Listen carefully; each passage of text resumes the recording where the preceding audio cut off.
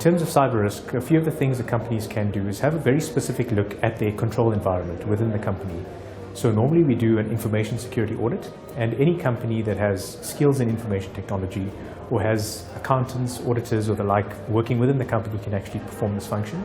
So what you do is you start with an overall risk identification. So it's information classification, understand what type of information do you hold, where is it stored, who has access to that information.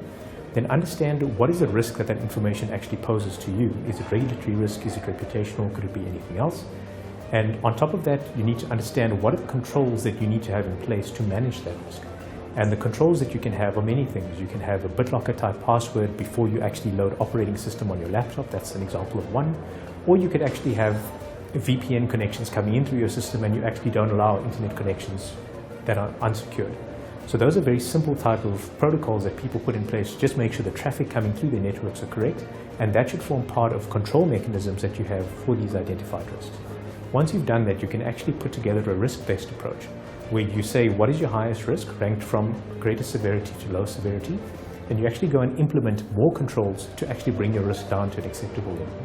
I feel that companies that do that will actually inadvertently create a risk and control matrix for themselves, which identifies their risks, categorizes it for them, and shows them how they manage it. The important thing is that they just need to look after that document and keep it living at least on a monthly basis. In terms of understanding how many companies are actually alive to cyber risks and the impact of cyber risk, we definitely have seen that that's on the up. People are becoming more aware of cyber risk. I think the impact of WannaCry and NotPetya and a few other high-profile instances that have occurred in country have put cyber risk right at the top of the agenda. King 4 very thankfully has included IT governance as one of its key principles, and listed companies are required to actually comply with King 4. So what you find is that service organizations down the stream that may not necessarily be listed are being held to the same standard.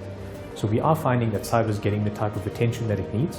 What we also are seeing is that people are spending more money towards making sure that they have hardened systems that are more secure from cyber. We're actually also seeing that cyber insurers has been upselling kind of reasonably consistently over the last 2 or 3 years, but took a significant spike after the last big data breach incident. The conference was really excellent. I mean, the facilities are amazing, the organization was perfect. Jean-Luc and the team at CN&CO were really very accommodating of us, and I loved it. So I certainly would love to be back again.